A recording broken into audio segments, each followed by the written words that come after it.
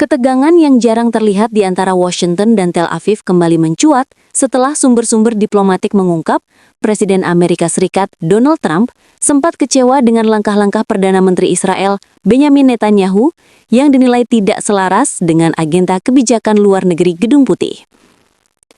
Situasi ini menggambarkan dinamika rumit hubungan kedua pemimpin yang selama bertahun-tahun dianggap sebagai sekutu paling kompak di Timur Tengah.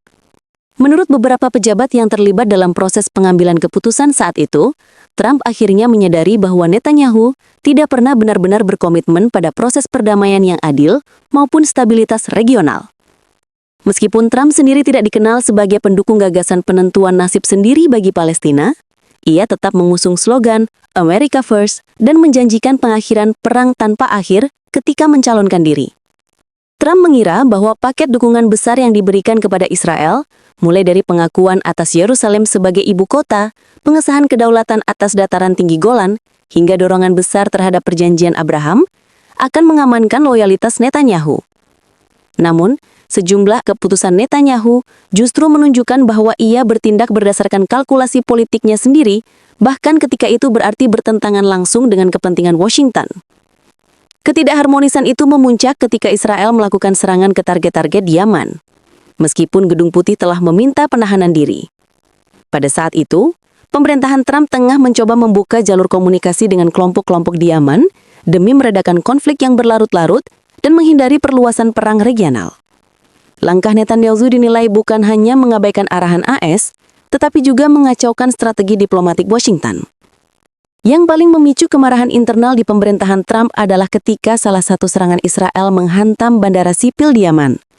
Insiden itu memicu kecaman internasional dan memperbesar resiko eskalasi yang tidak diinginkan oleh AS. Para analis menyebutnya sebagai titik balik yang membuat Trump mempertanyakan apakah kebijakannya, yang selama ini sangat menguntungkan Israel, justru sedang dimanfaatkan tanpa memberi imbalan strategis yang nyata? Sumber-sumber keamanan menilai tindakan tersebut mencerminkan pola Netanyahu yang kerap mengambil langkah sepihak demi agenda politik domestiknya, sekalipun itu memperumit hubungan dengan mitra terpenting Israel.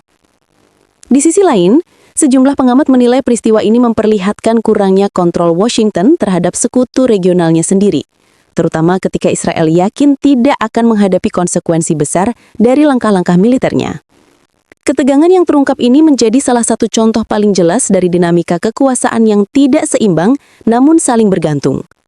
Hubungan Amerika Serikat dan Israel tetap kuat, tetapi peristiwa-peristiwa di masa Trump menunjukkan bahwa bahkan di antara sekutu terdekat sekalipun, visi tentang keamanan dan stabilitas Timur Tengah bisa sangat berbeda dan tidak selalu berjalan beriringan.